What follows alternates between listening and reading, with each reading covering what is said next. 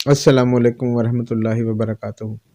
Dear students, आज इस video lecture में हम एसेज की 9 काइंड्स पर बात करेंगे कि वो कौन सी मशहूर 9 काइंड्स हैं जिनमें एसेज को डिवाइड किया जाता है। एज अंडर ग्रेजुएट स्टूडेंट, जब आप अपनी ग्रेजुएशन कर रहे होते हैं, एक चीज़ जिस पे आपने बहुत ज़्यादा कंसंट्रेट करना होता है वो एसे राइटिंग होती है। अगर आप एक अच्छा नीट एंड क्लीन ऐसे लिखना सीख लेते हैं तो ये स्किल ना सिर्फ आपके इंग्लिश के सब्जेक्ट में यूज़ होती है, बल्कि जितने भी दूसरे सब्जेक्ट हैं उनमें भी आप इस स्किल को कैरी करते हैं और यूज़ करते हैं। अपने आइडियाज़ को मोस्ट कम्प्रीहेंसिव फॉर्म में अपने टीचर्स, अपने इंस्ट्रक्टर्स, अपने एग्जामिनर्स के सामने रखते हैं। And of course when you are presenting something in highly organised form, you get more score, आपके मार्क्स ज़्यादा आते हैं। एंड फाइनली आपको जिस तरह से एवेल्यूएट किया जाता है, जिस चीज़ पर एवेल्यूएट किया जाता है, वो आपके मार्क्स होते हैं। तो एसेज को 9 डिफरेंट कैटेगरीज में डिवाइड किया जाता है। एटलीस्ट एक्सपर्ट्स इस तरह की डिविजन्स देते हैं। एक बात जहन में रखें कि एक ही ऐसे में ये डिफरेंट कैटेगरीज या ये डिफरेंट पैटर्न्स आपको मिक्स शेप में भी मिलते हैं। नेवरदिलेस ये 9 काइंड्स हैं एसेज की। सबसे पहले नैरेटिव एसेज आते हैं। नैरेटिव एसेज में स्टोरी लाइक सिचुएशन होती है कि हम इवेंट्स को एक सीक्वेंस में लिखते हैं। जो बात पहले हुई वो फर्स्ट, सेकंड, थर्ड, इस तरह से एक तरतीब बनती है और उसके लिहाज से हम लिखते चले जाते हैं। देन डिस्क्रिप्टिव एसेज होते हैं। डिस्क्रिप्टिव एसेज में हम किसी चीज़ को डिस्क्राइब करते हैं, कोई चीज़ है, और इस किस्म की राइटिंग में ऑफ कोर्स एडजेक्टिव्स बहुत ज़्यादा यूज होते हैं। एडजेक्टिव्स का ख्याल रखा जाता है और जितने ज़्यादा कंक्रीट किस्म के और जितने ज़्यादा सॉलिड किस्म के और जितने ज़्यादा वेरिड किस्म के आपके एडजेक्टिव होंगे, आपका डिस्क्रिप्टिव ऐसे उतना अच्छा होगा या आपका डिस्क्रिप्टिव पैराग्राफ उतना ज़्यादा अच्छा होगा। क्योंकि जब आप किसी चीज़ को डिस्क्राइब कर रहे होते हैं तो आपने उस चीज़ को इस तरह से डिस्क्राइब करना है कि जो बंदा भी आपके ऐसे को पढ़ रहा हो वो उस चीज़ को, उस सीन को, उस जगह को विजुलाइज कर सके। But descriptive essays second type of ऐसे कैटेगराइज की जाती है। उसके बाद एग्जाम्पलिफिकेशन एसेज होते हैं। नाम से ही जाहिर हो गया कि आप कोई स्टेटमेंट देते हैं, देन उस स्टेटमेंट को प्रूव करने के लिए आप डिफरेंट एग्जाम्पल्स कोट करते हैं। तो इस किस्म के एसेज को एग्जाम्पलिफिकेशन एसेज बोला जाता है। नेक्स्ट प्रोसेस ऐसे आते हैं। नाम से आप समझ गए होंगे कि जब भी हम कोई काम करते हैं तो उसमें कुछ स्टेप्स इन्वॉल्व होते हैं। उन स्टेप्स को एक सीक्वेंस के साथ लिखना प्रोसेस एसेज कहलाता है। ये मुख्तलिफ लेबॉर्ट्री से मुतल्लिक मुख्तलिफ प्रोडक्शन, मैन्युफैक्चरिंग में जो भी स्टेजेस इन्वॉल्व होती हैं वो प्रोसेस एसेज के स्टाइल में लिखी जाती हैं। Then next of course cause and effect essays होते हैं। कॉज एंड इफेक्ट एसेज आप नाम से समझ सकते हैं कि ये चीज इसलिए हुई कि वो चीज हुई थी, ठीक है, या ये हो रहा है तो कॉन्सिक्वेंटली ये होगा।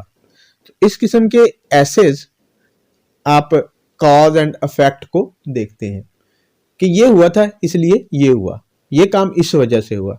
जब आप इस तरह से अपने आर्ग्यूमेंट को बिल्ड करते हैं तो उसको हम कॉज एंड इफेक्ट ऐसे बोलते हैं। Next compare and contrast essays. आप दो चीज़ों को कंपेयर करते हैं। कि किस तरह से वो एक जैसी हैं या किस तरह से वो एक दूसरे से मुख्तलिफ हैं। तो इस किस्म की सिचुएशन जब इन्वॉल्व हो तो हम उसे कंपेयर एंड कंट्रास्ट एसेज बोलते हैं। नेक्स्ट जो चीज़ आपको यहाँ पे नज़र आती है कंपेयर एंड कंट्रास्ट के बाद, वो है डेफिनेशन एसे।